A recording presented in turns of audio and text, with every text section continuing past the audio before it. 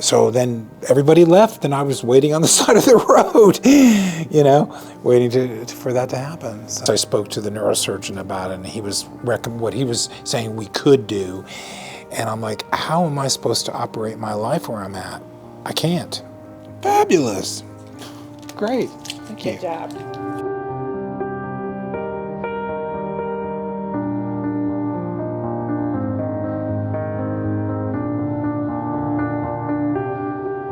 Oh, I was going from my house up to Fruitvale, Texas, which is 30 minutes away, not very far.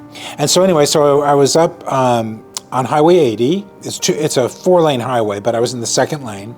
And I noticed that there was some type of, not construction, but it was like a utility company putting in, I think, fiber optic or something. I don't know. And there was like half a dozen trucks I saw, the part. Anyway, so I stayed in that lane, and I saw as I came around the corner, there was a 2-truck or person work crew, and one of them was pulling out, and so I was, like I said, I was in the second lane. He was pulling out, and he got onto his lane, but then he completely just crossed right in front of me. And I swerved enough, I had enough reaction to swerve from it, but I didn't swerve quite enough. And my front driver's side area caught his bumper. Didn't really hardly do any damage to him, but it was enough of an impact on my end that it cratered it all in. Well, after I got out, and of course, I knew I was in shock about it, because my first thing was like, okay, I'm in the middle of the road. I can't drive the vehicle, and it's just out in the country, so it's not too much traffic. He had pulled over and went up a little bit, and he was fine, and he came out of his vehicle, and I got out of mine, and the airbag didn't deploy or anything like that. And so I was like looking at what was going on, and the only thing that I noticed was my arms were hurt, or my hands were hurting, because what I did was I gripped the steering wheel, and when I turned it, it caused that to lock up or something like that. So I know I was rubbing my hands because they were hurting. My neck was not bothering me at that time. I didn't notice it, and I think that I attribute that to being in shock, because I was like, I didn't know what was really going on, and I didn't really know what to do. And I had a lady stopped, and she said, "Are you okay?" And I said, "Yeah." And I said, "I think so." And the fellow came up, and he asked me too. He was a young guy.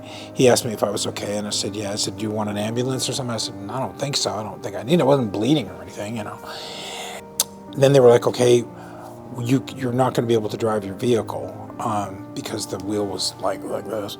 And so I was like, "Okay." He goes, "What do you want to have it towed or whatever?" And I'm like, "Yeah, I guess." And he goes, "Where do you want to tow it to?" I had no clue.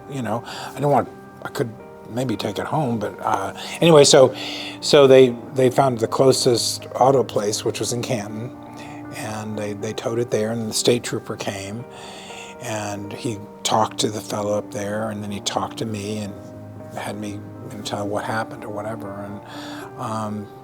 and then I called my husband and I said, "Come, if you can come get me," because he was at work. He freaked out, and so then everybody left, and I was waiting on the side of the road, waiting for that to happen. So. The next day, that's when I found that I think by then the adrenaline had probably worn off, And then I noticed that my neck was really bothering me, and it was like up in this area here, and I had trouble sleeping, of course, that night, and like that. Well, it just proceeded to get worse and worse from there. It just didn't go away, and I'd wake up and it would be throbbing and like that, and they did X-rays, and then they sent me for MRI and all that type of stuff, and I found out what was going on with that, and then I went with their suggestions for procedures. And I'm not a big proponent of taking lots of medication or anything, and they had prescribed me some pain medicine stuff, and I took it very, very sparingly, because I don't like that foggy feeling and stuff. So I continued to do that, and some days it got better, and then some days it came right back. And even to this day, I still have problems with it, but it's livable. It's not not to the point that I want to have any major surgery on it, because that scares me to death. When at last I spoke to the neurosurgeon about it, and he was what he was saying we could do, and I'm like, how am I supposed to operate my life where I'm at? I can't.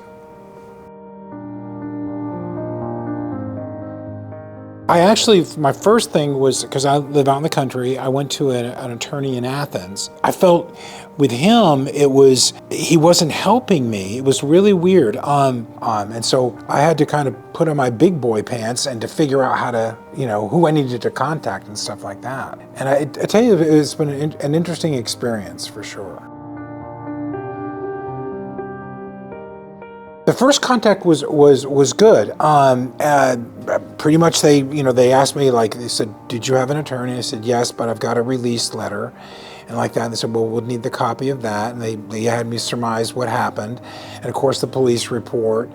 And then you all took it over from there. It was basically, I did a lot of emails and some texting and phone calls and like that. I felt that I probably bothered her maybe a little too much, but she was always very receptive of me here towards the end of it, because that's when she really got involved on it and stuff. And then here's the nice. Yeah, great. Okay, so that is the amount, and then here's your check. Okay. Made it payable to you. Okay. And then this is the amount. Just to verify that it's the same amount. Yep. And then that's it. Fabulous. Great. Thank you. Good job. Oh, anytime you get more money like that, it's a good thing. Of course, I kidded her yesterday. I said, did they add a zero to it? And she was like, no. But no, it was nice to see it increase. Well, the first thing I did, or actually did a couple weeks ago, because I knew this was kind of around the corner, I went ahead and I got a vehicle that I really wanted. So that, and then, of course, I took out a loan on that, and at my age, I don't have any debt. And so I told him, so, well, as soon as I get this payment, I'm paying it off, So some of the money will go towards that. The rest is going to go in the bank.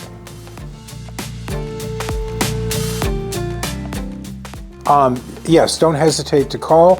I did go online and I did look at reviews and like that to see what people thought about, the law firm and everything, and kind of say, would this be what I wanted? I was concerned because I was living in Canton and you all are in Dallas, and I wasn't sure that was something that was going to work out. Because you always want to kind of stay local if you can, But no, that was seamless. That worked with no problem there. I would also tell people that do your homework. You have to be savvy these days. You have to kind of know what's going on, and that you all will guide people, but you also have to take ownership of the situation. You heard my story. I'm Timothy, and I recommend J. Alexander Law at 1-800-INJURED. Don't hesitate to call.